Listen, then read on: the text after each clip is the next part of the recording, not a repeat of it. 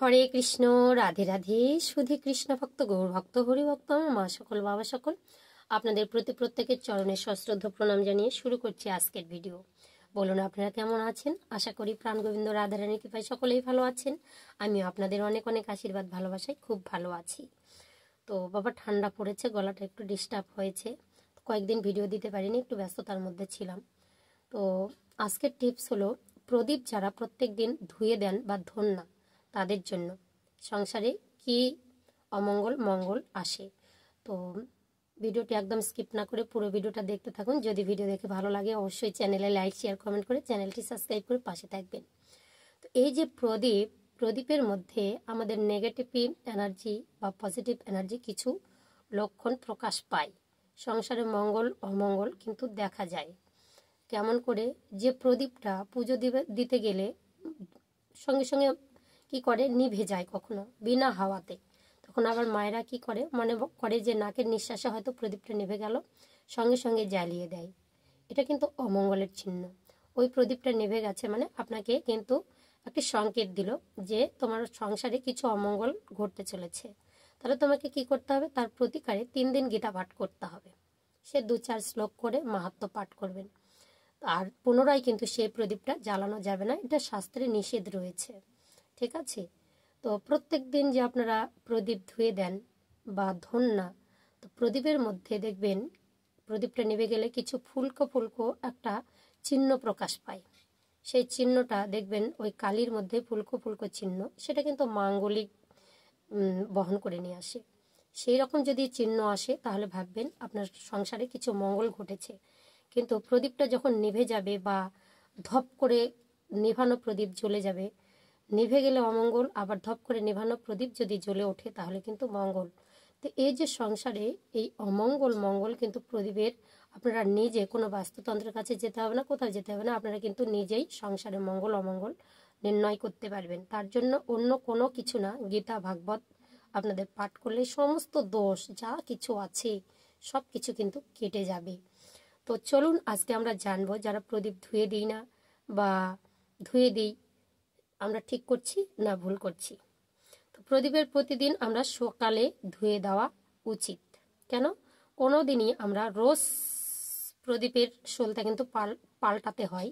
কোনো বাসি প্রদীপ বা নেভানো সলতে দিয়ে আবার পুনরায় প্রদীপ জ্বালানো যাবে না। ঠিক আছে?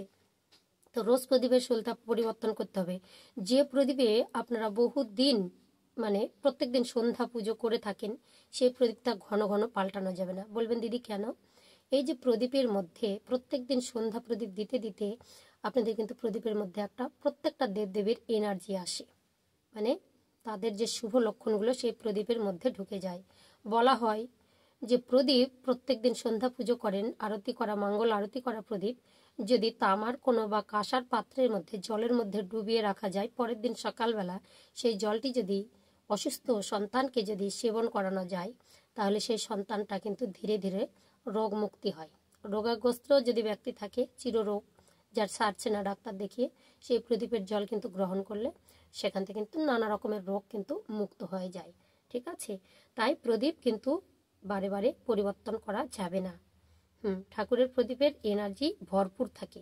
ওই প্রদীপটা বারবার যদি পরিবর্তন করে তাহলে কিন্তু হবে না, ভালো হবে না, তাই না? তো যেমন মন্দিরে, যেখানে আমরা মনে করেন যে আমাদের প্রত্যেক দেব দেবী সেখানে আসা যাওয়া করে, তাই না?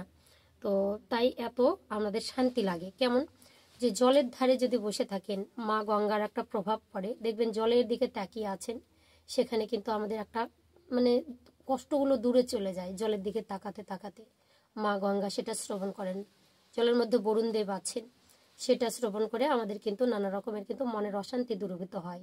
এরকম প্রচণ্ড অশান্তি হলে, মনের যদি গ্রন্থির যদি একটা কষ্ট আসে, তাহলে এই গ্রন্থির মোচন হয় কোথায়? তীর্থধামে প্রবেশ করে। দেখবেন যে কিচ্ছু মনে থাকে না। অনেকে বলে বাবা মায়াপুর নবদ্বীপ গেলে মনটা বলে না যে ফিরে আসি, বৃন্দাবনে গেলে আর আসতে ইচ্ছা করে না, বড় বড় মন্দির যেখানে ভাগবত কৃষ্ণ কথা হয় সেখানে গেলে অনেকে বলে আর আসতে ইচ্ছা করে না, যেন এই সংসার দুঃখ জ্বালার সংসার, বারবার আসতেই ইচ্ছে করে না। ওখানে কেন এত শান্তি লাগে? এই যে মন্দিরের মধ্যে দেবতা বৃষ্টি হয় প্রতিনিয়ত, প্রতিনিয়ত ধূপ আরতি সকাল থেকে সেই কীর্তন, মঙ্গল আরতি, সন্ধ্যাবেলা মঙ্গল আরতি, সারাদিন যে ভোগ আরতি সবসময় চলছে, ধূপের গন্ধ, কর্পূর, এই যে ধুনো, ধূপ ধুনা, পুজো পাঠ, কৃষ্ণ কথা, হরি কথা, নানা রকমের ভাগবত গীতা, সেখানে কিন্তু দেবতারা বৃষ্টি হয়, দেবতারা এসে কিন্তু আসনে প্রতিষ্ঠিত হন। এই যে প্রত্যেকটা মানুষ, যদি গ্রামে একটা ভালো মানুষ যেমন থাকে, তার কাছে গেলে একটু ভালো লাগে, যে তোমাকে দেখলে ভালো লাগে, কাছে বসে থাকলে ভালো লাগে, সেরকম দেবতার মন্দিরে সেরকম পজিটিভ এনার্জিতে কিন্তু ভরপুর থাকে। তো সেখানে কিন্তু গেলে আমাদের যেমন শান্তি লাগে, তো সেখানকার একটা প্রদীপ, তার মধ্যেও কিন্তু দেবতাদের যে এনার্জিগুলো, শুভ এনার্জিগুলো কিন্তু সেখানে ঢুকে যায়। আর সেই প্রদীপ যদি আমরা ধোয়া জল খাই বা প্রত্যেক দিন সেই প্রদীপ থেকে 6টা আমাদের হৃদয় মন্দিরে নেই, শরীরের মধ্যে নেই, সমস্ত রোগ শোক জরা ব্যাধি কিন্তু দূরীভূত হয়।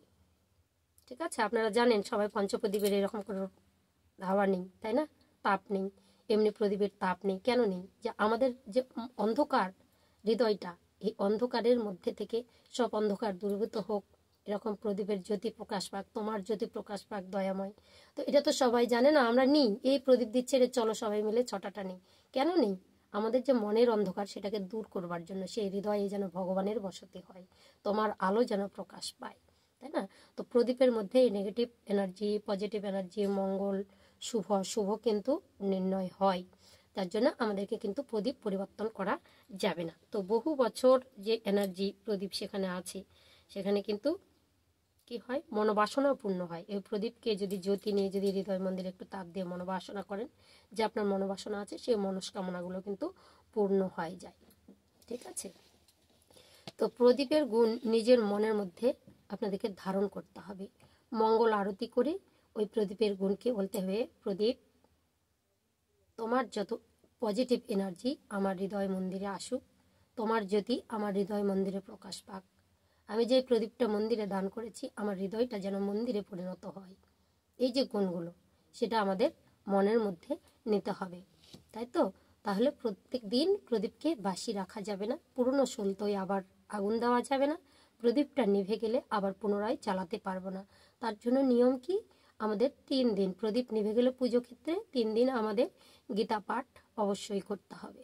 ঠিক আছে, তো এবার যদি ফুলের মতো চিহ্ন উঠে আসে, তাহলে আমাদের সংসারে মঙ্গলের ইঙ্গিত প্রকাশ করে। এবার যদি মনে করেন মাঝে মধ্যে আমরা কি করি, কর্পূরের সহিত প্রদীপ আমরা জ্বালাতে বলি। কেন জ্বালাতে বলি? পজিটিভ এনার্জি আমাদের বহন করে আনবে সংসারে। ঠিক আছে, কর্পূরের গন্ধটা প্রত্যেকটা দেবদেবী কিন্তু খুব ভালোবাসে। সেই প্রদীপ, এই প্রদীপের আলোর মধ্যে কিন্তু সেখানে কর্পূর দিয়ে সেই আলোর তাপটা যদি আপনি গ্রহণ করতে পারেন, তো শরীরের মধ্যে ভালো, সংসারের মধ্যে ভালো, সেই গন্ধটা চারিদিকে ছড়িয়ে গেলে যেখানে যেখানে, সেখানে কিন্তু খুব মঙ্গল হবে, কোনো জায়গায় কিন্তু আপনার নেগেটিভ এনার্জি থাকতে পারবে না। ঠিক আছে, তো প্রদীপ দিতে গিয়ে নিভে গেলে আর পুনরায় প্রদীপ জ্বালাবেন না, এটা বারবার বলা হচ্ছে। তো এই হচ্ছে প্রত্যহ প্রদীপের নিয়ম, কিছু গুণাবলী। তো ভিডিও আমি বেশি বাড়াবো না, কারণ ভিডিও বেশি বাড়িয়ে লাভ নেই, যেটা মেন কথা সেটা আপনাদেরকে বললাম। তো যাই হোক, গীতার মধ্যে সমস্ত দুঃখ শোক জরাব্যাধি যা কিছু আছে, সব কিছু আছে এই গীতা পাঠের মধ্যে।